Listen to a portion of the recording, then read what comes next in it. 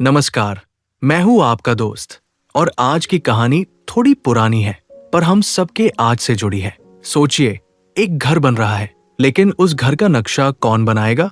बाहर का कोई मिस्त्री या वो लोग जो उस घर में रहने वाले हैं? बात है साल 1934 की। भारत की आजादी की लड़ाई अपने उफान पर थी। तब एक शख्स सामने आए, एम.एन. रॉय। इन्हें कम्युनिस्ट मूवमेंट का जादूगर कहा जाता था। उन्होंने पहली बार एक बात हवा में उछली।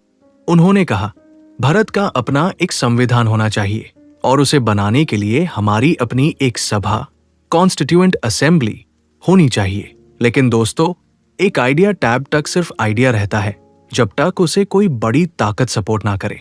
यहां आती है आईएनसी, इंडियन नेशनल कांग्रेस।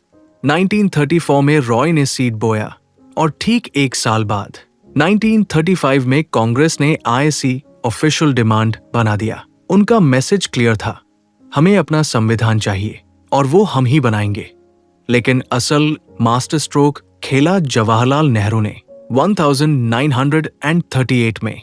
उन्होंने एक ऐसी लाइन कही जो आज भी हमारे लोकतंत्र की बुनियाद है। उन्होंने कहा, आजाद भारत का संविधान बिना किसी बाहरी दखल, आउटसाइड इंटरफेरेंस के बनेगा और आईएनसी चुनने हुए लोग होंगे भारत की आम जनता, अडल्ट फ्रैंचाइज के बेसिस पर। वक्त गुजरा, 1939 आ गया। पूरी दुनिया वर्ल्ड वॉर 2 की आग में जल रही थी। अंग्रेज परेशान थे, उन्हें हमारा साथ चाहिए था। इसलिए जो बात वो सालों से अनसुनी कर रहे थे, यूज उन्होंने 1940 में मानना शुरू किया। आईएनसी इतिहास में ऑगस्ट ऑफर कहा जाता है। फिर दिल्ली की गर्मी में 1942 में एक साहब आए, सर स्टैफोर्ड क्रिप्स। वो एक ड्राफ्ट लेकर आए थे कि चलिए वर्ल्ड वॉर खत्म होने दीजिए, हम आपको संविधान बनाने देंगे। लेकिन यहां कहानी में एक मॉड ट्विस्ट आया। हर बड़ी डील में एक रोड ब्लॉक होता है। यहां रोड ब्लॉक थी मुस्लिम लीग। उनका विजन अलग था। उन्हें एक नहीं, 2 अलग मुल्क चाहिए थे और 2 अलग संविधान सभाएं, कॉन्स्टिट्यूएंट असेंबलीज। क्रिप्स का प्रपोजल फेल हो गया। अब सवाल था, इस डेडलॉक को कैसे तोड़ा जाए? टैब एंट्री होती है कैबिनेट मिशन की। इन्होंने बड़ी होशियारी से काम किया। उन्होंने मुस्लिम लीग की 2 असेंबली वाली मांग को तो ठुकरा दिया, लेकिन एक ऐसा स्कीम पेश किया जिसने मुस्लिम लीग को काफी हद तक संतुष्ट, सेटिस्फाई कर दिया। उन्होंने एक रास्ता निकला जहां भारत एक रहे लेकिन सबको अपनी जगह मिले। तो दोस्तों, 1934 में एम.एन. रॉय के दिमाग में जो एक छोटा सा ख्याल आया था, वो 1946 तक आते आते एक हकीकत बनने की राह पर निकल पड़ा। ये सिर्फ कानून की किताब नहीं बन रही थी, ये हमारे सपनों का आईना बन रहा था। आज जब हम वोट देते हैं या अपने अधिकारों की बात करते हैं, तो याद रखिए, इसके पीछे वो लंबी बहस और वो पुराने सपने हैं जो इन नेताओं ने देखे थे। कैबिनेट मिशन प्लान ने एक नक्शा तैयार कर दिया, लेकिन सवाल ये था कि इस कॉन्स्टिट्यूएंट असेंबली की कुर्सी पर बैठेगा कौन? कितने लोग होंगे? इसका जवाब था एक जादुई नंबर, 389। जी हाँ, उस वक्त के भारत की दास्तान लिखने के लिए 389 लोगों की किस्मत चुनी गई। इनमें से 296 लोग अन जगहों से आने थे जहां अंग्रेजन का राज था, ब्रिटिश इंडिया, और बाकी 93 लोग अन रियासतों से आने थे जहां राजा महाराजाओं का राज था, प्रिंसली स्टेट्स। अब यहां देखिए एक विजन की प्लानिंग। सीट का बंटवारा कैसे हो? इसका फॉर्मूला बहुत सिंपल और फेयर रखा गया। 1 million is equal to 1 seat, यानी हर 10 लाख की आबादी पर एक नुमाइंदा। लेकिन बात यही खत्म नहीं होती। ब्रिटिश इंडिया की 296 सीट्स को 3 हिस्सों में बांटा गया, मुस्लिम, सिख और जनरल, ताकि हर किसी की आवाज सुनी जाए। और इनका इलेक्शन कैसे हुआ? सीधा जनता ने नहीं चुना, बल्कि प्रोविंशियल असेंबलीज के मेंबर्स ने चुना, एक ऐसे सिस्टम से जिसे हम प्रोपोर्शनल रिप्रेजेंटेशन कहते हैं। वहीं पे दूसरी तरफ जो राजा महाराजे थे, उनके रिप्रेजेंटेटिव्स को चुना नहीं गया, बल्कि उन्हें नॉमिनेट किया गया। मतलब हमारी असेंबली पार्टली इलेक्टेड और पार्टली नॉमिनेटेड थी। ये एक ऐसी टीम थी जो पुरानी दुनिया और नए लोकतंत्र के बीच का एक पुल, ब्रिज थी। जुलाई टू अगस्त 1946 में जैब इलेक्शन हुई तो माहौल बड़ा गर्म था। रिजल्ट्स आए तो कांग्रेस ने 208 सीट्स जीतकर अपनी धाव जमाई। मुस्लिम लीग को 73 सीट्स मिली और बाकी 15 सीट्स छोटे ग्रुप्स और इंडिपेंडेंस के पास गई। लेकिन दोस्तों, एक खाली पेन था। वो जो 93 सीट्स राजाओं के लिए थी, वो खाली रही। क्यों? क्योंकि रियासतों ने डिसाइड किया कि वो अभी इस सभा से दूर रहेंगे। उन्हें दार था या शायद वो वक्त चाहते थे। लेकिन दोस्तों, डेटा से हटकर अगर हम डाइवर्सिटी को देखें तो ये असेंबली पूरे भारत का एक माइक्रोवर्जन थी।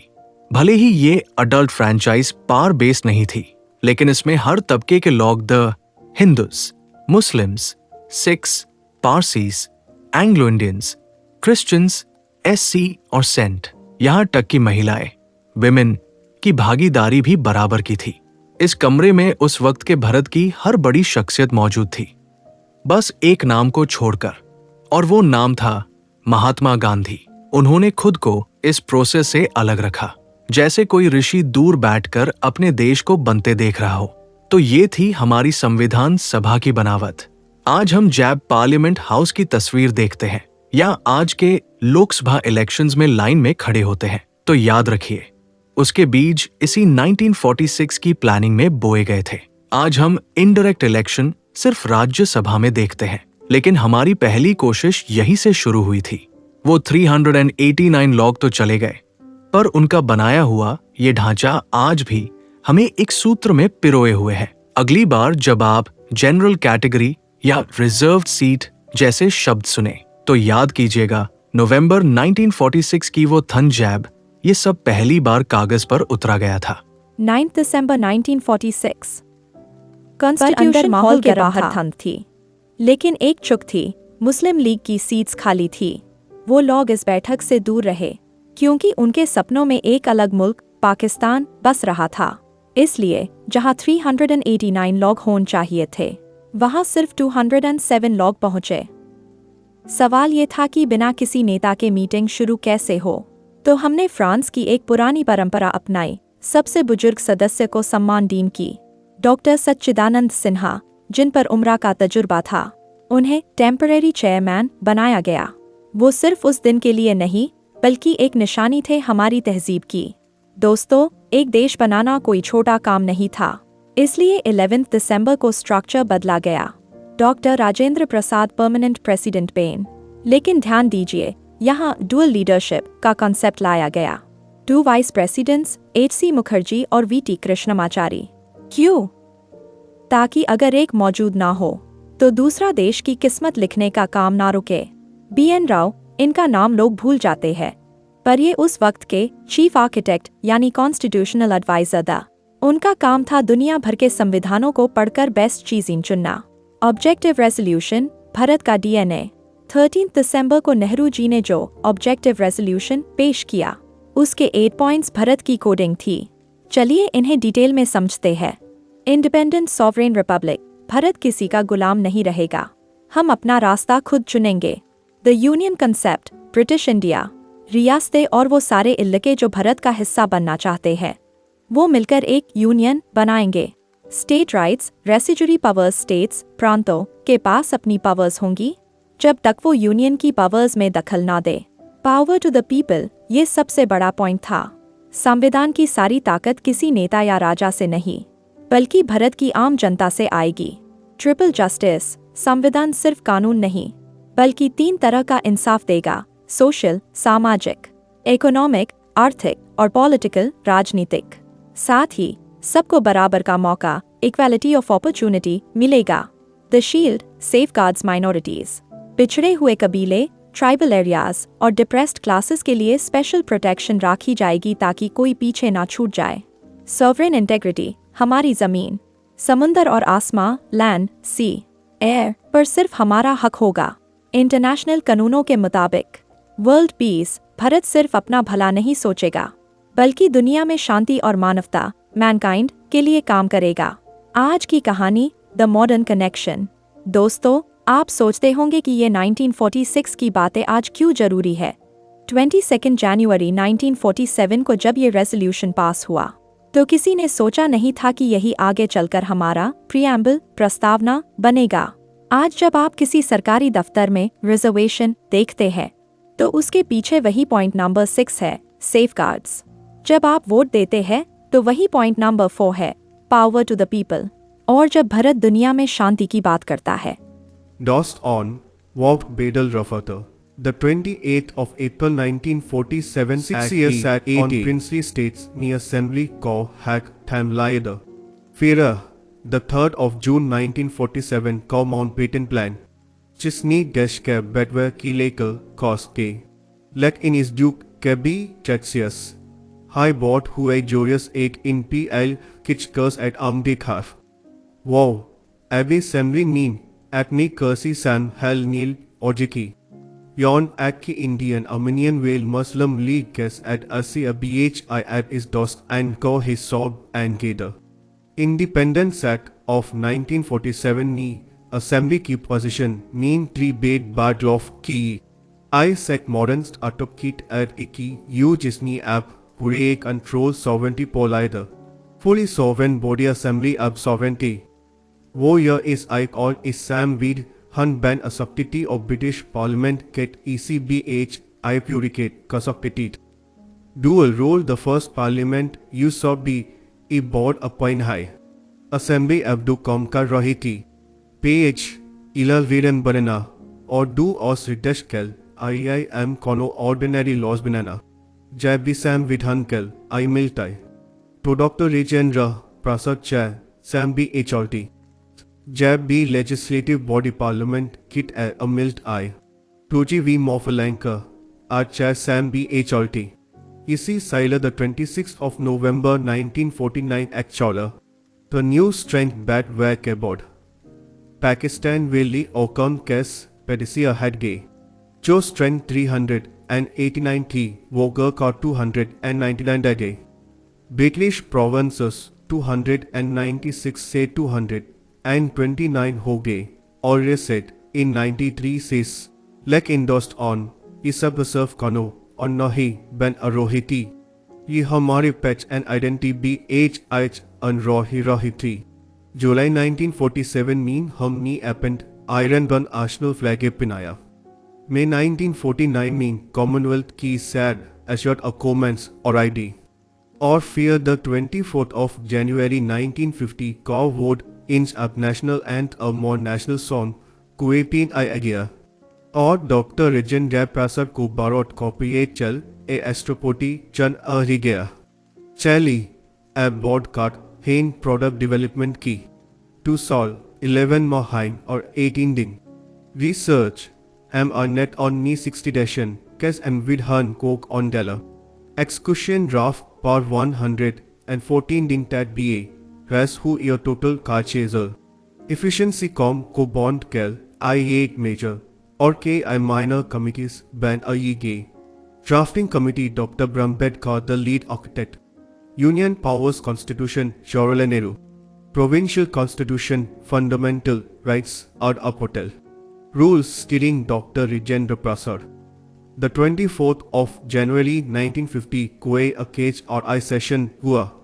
Let in Kahani Court am Nahivui.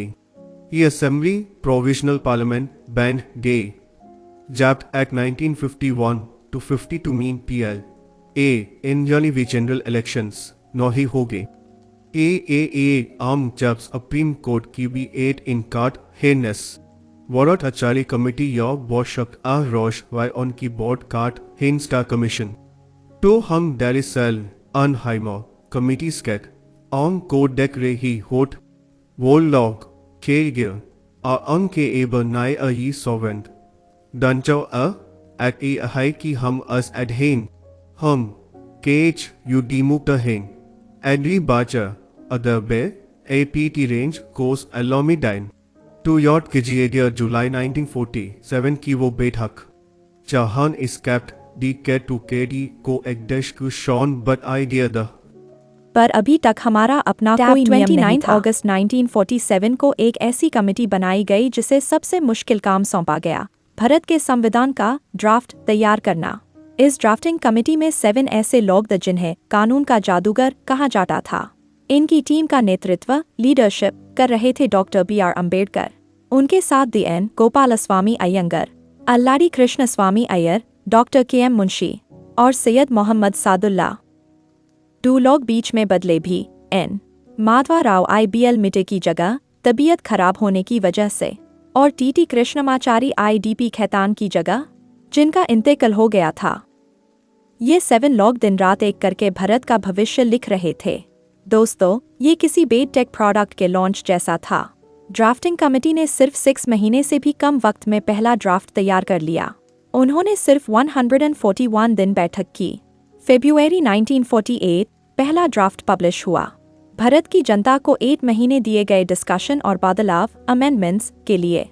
October 1948 public comments और सजेशन के बाद दूसरा ड्राफ्ट लाया गया। ये दिखता है कि हमारा संविधान टॉप डाउन नहीं, बल्कि जनता से पूछकर बनाया गया था। बात आगे बढ़ी। 4 नवंबर 1948 को अंबेडकर जी ने फाइनल ड्राफ्ट असेंबली में पेश किया। ISC फर्स्ट रीडिंग कहा गया, लेकिन असल मेहनत तो सेकेंड रीडिंग में थी, जो लगभग 1 साल चली। एक क्लॉज धारा पर बहस हुई। सोचिए, 7,653 अमेंडमेंट्स बदलाव प्रोपोज किए गए, जिनमें से 2,473 पर असेंबली में खुलकर चर्चा हुई। हर शब्द को तोड़ा मरोड़ा गया ताकि भविष्य में कोई गलती ना। फाइनली 14 नवंबर 1949 को थर्ड रीडिंग शुरू हुई। अंबेडकर जी ने एक मोशन मूव किया, the constitution as settled by the assembly be passed. और फिर आया वो ऐतिहासिक दिन, 26 नवंबर 1949। टोटल 299 मेंबर्स में से उस दिन 284 मेंबर्स मौजूद थे। उन सब ने एक एक करके अस्टास्टोएस पार अपने हस्ताक्षर सिग्नेचर्स किए। प्रियम्बल में आज भी यही तारीख लिखी है जब हमने ये संविधान खुद को सौंपा। द फाइनल प्रोडक्ट, एक प्रियम्बल, 395 आर्टिकल्स और 8 स्केड्यूल्स। फन फैक्ट, प्रियम्बल प्रस्तावना को पूरे संविधान के बनने के बाद एनैक्ट किया गया था। अंबेडकर जी, जो उस वक्त लॉ मिनिस्टर भी थे, उन्होंने इस पूरी प्रक्रिया प्रोसेस को एक पायलट की तरह संभाला। उनकी मानसिक लॉजिक और उनकी दलीलें इतनी मजबूत थी कि सब डांग रह जाते। इसलिए उन्हें फादर ऑफ द कॉन्स्टिट्यूशन और चीफ आर्किटेक्ट कहा जाता है। आज हम 26 नवंबर को संविधान दिवस कॉन्स्टिट्यूशन डे के रूप में मैनेड है। ये फैसला 2015 में लिया गया था ताकि हम उन वैल्यूज को याद रखें जो अंबेडकर जी ने इस हॉल में हमें दी थी। दोस्तों, आज जब हम फ्रीडम ऑफ स्पीच या राइट टू इक्वालिटी की बात करते हैं, तो हम दरअसल अंबेडकर जी के उन्हीं फोर्सफुल आर्ग्यूमेंट्स का फल खा रहे हैं। वो 141 दिन की मेहनत आज 140 करोड़ लॉग ऑन की ढाल शील्ड है। संविधान सिर्फ एक किताब नहीं है। दोस्तों, 26 नवंबर 1949 को संविधान पर हस्ताक्षर तो हो गए थे, और उसी दिन नागरिकता, सिटीजनशिप और इलेक्शन जैसे जरूरी कानून आर्टिकल 5 से 9, 324 लागू भी कर दिए गए। लेकिन पूरे देश को इंतजार था एक खास तारीख का, 26 जनवरी 1950। आपने कभी सोचा है हमने 2 महीने का इंतजार क्यों किया? कहानी पीछे जाती है साल 1930 में। लाहौर के नदी किनारे कांग्रेस ने पूर्ण स्वराज का नारा दिया था और पहली बार इसी दिन आजादी का दिन मनाया था। उस पुरानी यादें को जिंदा रखने के लिए हमने 26 जनवरी को अपना रिपब्लिक डे चुना। जैसे ही संविधान लागू हुआ, पुराने ब्रिटिश ऑपरेटिंग सिस्टम्स यानी 1947 का इंडिपेंडेंस एक्ट और 1935 का गवर्नमेंट ऑफ इंडिया एक्ट हमेशा के लिए डिलीट, रिपील हो गए। लेकिन इस पूरे सिस्टम को डिजाइन करने में एक सीक्रेट टीम का बड़ा हाथ था, कांग्रेस एक्सपर्ट्स कमेटी। जब इलेक्शन चल रहे थे, तभी जुलाई 1946 में नेहरू जी की चेयरमैनशिप में ये टीम बनी। इसमें KM मुंशी और N गोपाल स्वामी अयंगर जैसे माहिर लोग थे। अमेरिकन एक्सपर्ट ग्रैनविल ऑस्टिन ने तो यहां तक कह दिया कि इसी कमेटी ने भारत को उसकी सही राह पर डाला। इन्होंने पहले ही ऑब्जेक्टिव रेजोल्यूशन जैसा एक खास ब्लूप्रिंट तैयार कर लिया था। सवाल जवाब, क्या हमारा संविधान परफेक्ट था? BGM, थोड़ा गंभीर और डिबेट वाला म्यूजिक। हर बेड प्रोडक्ट की तरह हमारी असेंबली की भी लोगों ने जमकर बुराई की। क्रिटिक्स ने 6 बेड पॉइंट्स उठाए। नॉट रिप्रेजेंटेटिव, कहा गया कि जनता ने इन्हें सीधा नहीं चुना, तो ये असली रिप्रेजेंटेटिव नहीं है। नॉट सॉवरन, कुछ ने कहा ये तो अंग्रेजन की इजाजत से बनी थी, तो आजाद कैसे हुई? Time consuming. अमेरिका का संविधान 4 महीने में बन गया, हमें 3 साल लग गए। असेंबली के मेंबर नजीरुद्दीन अहमद ने तो ड्राफ्टिंग कमेटी को मजाक में ड्रिफ्टिंग कमेटी, भटकने वाली कमेटी कह दिया। One party show. Granville Austin ने कहा कि असेंबली हाई कांग्रेस थी और Congress high India, lawyers paradise. कहा गया कि ये वकीलों का मेला है, इसलिए इसकी लैंग्वेज इतनी कठिन और बल्कि है। Religious dominance. लॉर्ड साइमन और विंस्टन चर्चिल जैसे लोगों ने इस पर हिंदू डोमिनेंस का इल्जाम लगाया, कहा कि ये सिर्फ एक समुदाय का प्रतिनिधित्व करती है। दोस्तों, बुराई करने वाले तो बहुत थे, लेकिन आज 75 सालों बाद जब हम मुड़कर देखते हैं तो जवाब खुद मिल जाता है। चर्चिल ने कहा था कि ये सिर्फ एक कम्युनिटी का है, पर आज इस संविधान के नीचे हर मजहब का इंसान बराबरी से सांस लेता है। क्रिटिक्स ने कहा बल्कि है, पर इतना बड़ा देश बिना हर बारीकी को लिखे शायद चल ही नहीं पता। आज हम जब रिपब्लिक डे पर परेड देखते हैं तो वो सिर्फ एक शक्ति प्रदर्शन नहीं है। दोस्तों, हमने कानून की बातें तो बहुत कर ली, पर सोचिए उस हाथ के बारे में जिसने हमारी किस्मत को पन्नों पर उतरा। हमारा संविधान सिर्फ टाइपराइटर से निकला हुआ कोई डैस्टुअस नहीं है। आईएसी बेढ़ी प्यार और सब्र से लिखा गया था। बात शुरू होती है प्रेम बिहारी नारायण रायजादा से। जब उनसे पूछा गया कि वो संविधान लिखने की क्या फीस लेंगे, तो उन्होंने कहा, एक पैसा भी नहीं, बस मेरी एक शार्ट है। हर पन्ने पर मेरा नाम हो और आखिरी पन्ने पर मेरे दादाजी का। उन्होंने पूरे संविधान को अपने हाथों से एक बेहद खूबसूरत फ्लोइंग इटैलिक स्टाइल में लिखा। एक महान डिजाइन के पीछे हमेशा एक महान टीम होती है। चलिए अन स्पेशलिस्ट्स से मिलते हैं जिन्होंने इस प्रोजेक्ट को मुकम्मल किया। The symbol. संविधान सभा ने हाथी, एलिफेंट को अपनी सील यानी निशानी के रूप में चुना। ये भारत की विशालता और ताकत का प्रतीक था। The brain, sir BN. Rao, हमारे लीगल एडवाइजर, उन्होंने पूरी दुनिया के कानून का निचोड़ निकाला। The engine, H.V.R. अयंगर, जो असेंबली के सेक्रेटरी द, और S.N. मुखर्जी, जो chief draughtsman the. Mukherjee ji के बारे में कहा जाता है कि वो कॉम्प्लेक्स कानून को इतनी आसानी से कागज पर उतरते थे कि सब हैरान रह जाते। लेकिन दोस्तों, ये सिर्फ एक किताब नहीं, ये भारत की संस्कृति का आईना भी था। आईएसी सजाने का जिम्मा उठाया शांतिनिकेतन के कलकरों ने। नंदलाल बोस और ब्योहार राम मनोहर सिन्हा ने हर पन्ने को इतना खूबसूरत बनाया कि वो बोलने लगे। हमारा जो प्रियम्बल प्रस्तावना है, यूज ब्योहार राम मनोहर सिन्हा ने अपनी कला से सजाया और प्रेम बिहारी जी ने यूज कैलीग्राफ किया। और सोचिए, इसका एक हिंदी वर्जन भी तैयार किया गया, जिसकी कैलीग्राफी वसंत कृष्ण वैद्य ने की और उसे भी नंदलाल बोस जी ने बड़ी ही नाजाकत से सजाया। दोस्तों, आज के डिजिटल दौर में जब हम कॉपी पेस्ट करते हैं, तब याद कीजिए अन लॉगॉन को, जिन्होंने महीनों तक झुककर एक एक अक्षर को बड़ी बारीकी से लिखा। फन फैक्ट, हमारा ओरिजिनल संविधान ना तो प्रिंट हुआ था, ना हाई टाइप, वो हैंड रिटन है। टुडे स्टेटस, आज ये ओरिजिनल कॉपीज पार्लियामेंट की लाइब्रेरी में एक स्पेशल हीलियम फिल्ड केस में सुरक्षित राखी है, ताकि स्याही कभी फीकी ना पड़े। तो दोस्तों, अगली बार जब आप संविधान की तस्वीर देखें, तो सिर्फ उसके कानून को मत देखिए, उन फुलपट्टियों को भी देखिए, अस इटैलिक लिखावट को भी देखिए। वो दिखाती है कि हमारे पूर्वजों ने सिर्फ दिमाग से कानून नहीं बनाया, बल्कि उसमें अपना दिल भी पिरोया था।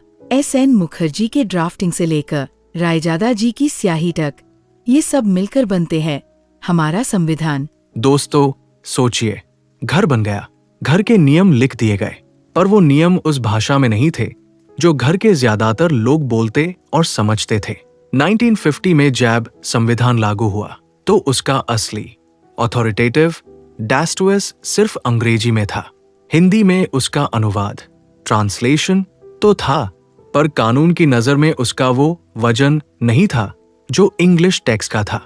सालों तक ये बात चलती रही, डिबेट्स हुई, और फिर वक्त आया उस कमी को पूरा करने का।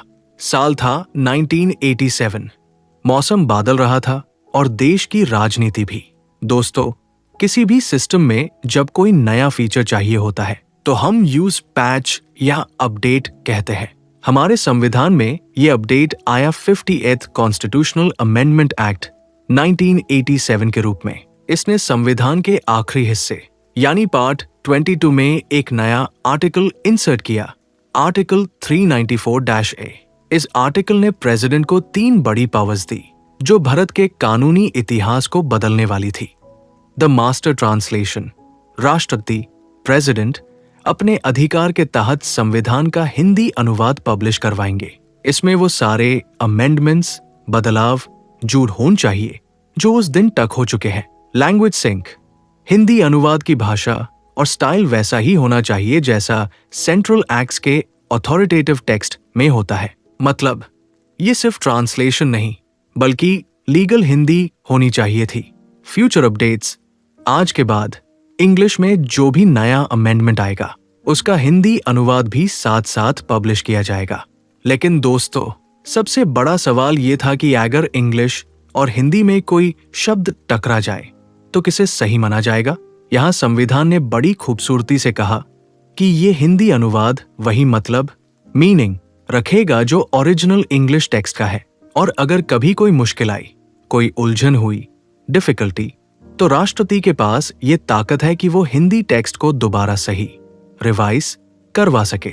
लेकिन एक बार पब्लिश होने के बाद आईसी हर मकसद के लिए अथॉरिटेटिव टेक्स्ट यानी कानूनी डैस्टवेस माना जाएगा। आप सोचो कि ये 1987 का बदलाव आज क्यों जरूरी है। एक्सेसिबिलिटी, आज जब कोई आम आदमी या कोई लॉयर हिंदी में कोर्ट में दलील देता है तो वो इसी आर्टिकल 394- की वजह से है। इक्वल स्टेटस, इसने हमारी भाषा को वो दर्जा दिया कि हम कह सके हमारा संविधान जितना इंग्लिश है उतना ही हिंदी भी है। द प्रियम्बल कनेक्शन, जो प्रियम्बल आप स्कूल की किताबों में हिंदी में पढ़ते हैं, हम भारत के लोग यूज कानूनी मजबूती इसी अमेंडमेंट ने दी। तो दोस्तों, 1934 में एमएन रॉय ने जो ख्वाब देखा था, 1946 में अंबेडकर जी ने जिसे रूप दिया और 1950 में जो डैस्टवेस बना, वो 1987 में आकार पूरी तरह भारतीय बन गया अपनी भाषा के साथ। अगली बार जब आप संविधान की हिंदी प्रति कॉपी देखें तो याद कीजिएगा आर्टिकल 394- को। ये सिर्फ अनुवाद नहीं है, ये हमारी पहचान का सम्मान है। नमस्कार, मिलते हैं FIR किसी नए पन्ना इतिहास के साथ।